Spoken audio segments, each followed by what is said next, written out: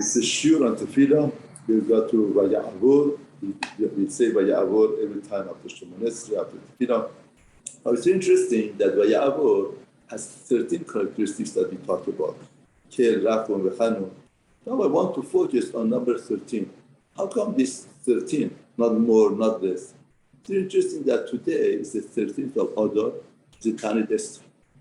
Now Haman, we know that Haman decided Chodesh Adar, made a lot, and through the kishuf, through magicians, he would know what's the negative power to use against the Hal Israel. He chose Adar because he said that Moshe Rabbeinu died on Adar, therefore the mazal of Hal Israel are down in this Chodesh. But Gemara says he didn't know that Moshe Rabbeinu was born on Adar also. He didn't know about that. Now, how come he chose 13? 13 is a bad number for Goyim. Goyim know 13 not to be a good number. Now it's interesting, by the Hal Israel, number 13, Echad, the gematria of Echad is 13. Echad is 13. Therefore, the number of 13 somehow denotes uniqueness of HaKadosh Baruch Hu, Echad of Hashem. And Amalek, all of his fight is to fight and to destroy the Malchut of Hashem, because Amalek is Kri. Like this is Karcha Badere. Everything is happening. In other words, ideology of Amalek is that everything is happening and there's no supervision.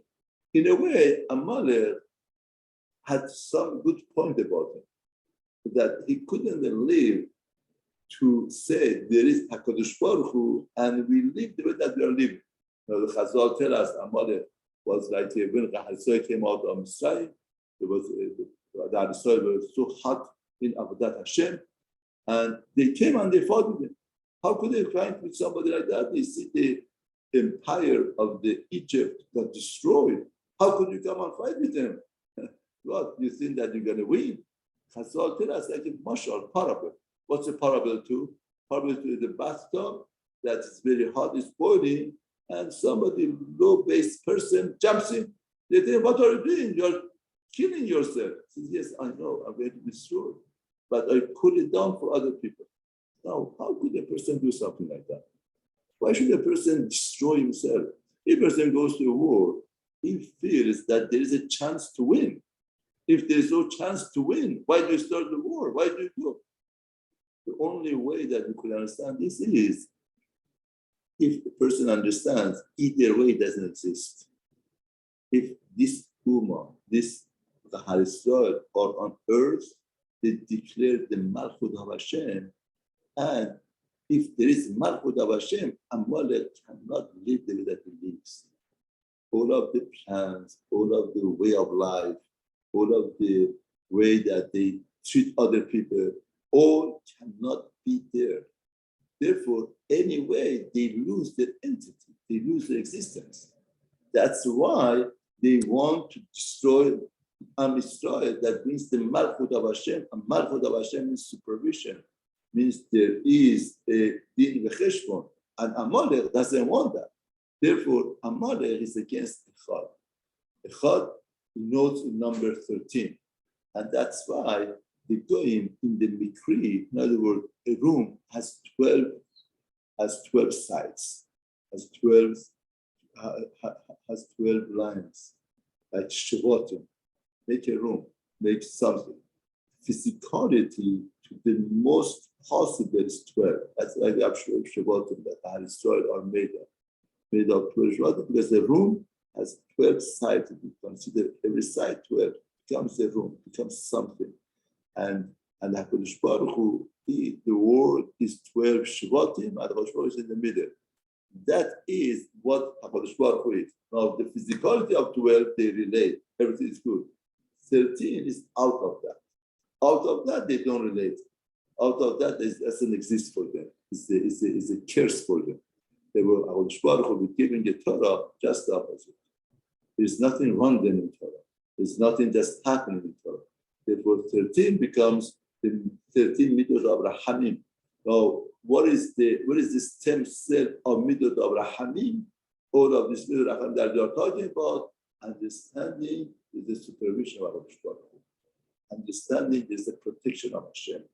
Understanding is the master plan. The Hashem is the master of universe. That understanding, that in itself brings the Echad. Hashem is in Echad in the world. That ramification of that is where that HaKadosh Baruch Hu, the recognition of Hashem comes in the world. Rachum comes in the world. Chanun comes in the world. All of this characteristic comes in the world with the recognition of uniqueness of HaKadosh Baruch Hu, Hashem Echad. All of the Vaya'avor, this mitzvot are based on understanding that HaKadosh Baruch Hu supervises all of the world. And that's Purim. Purim, we felt that we left alone.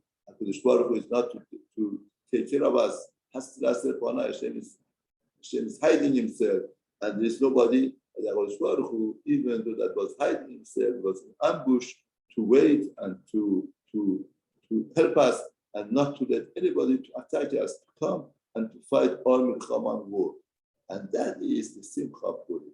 That is the simcha of the feelings. Simcha is in the mind of a person.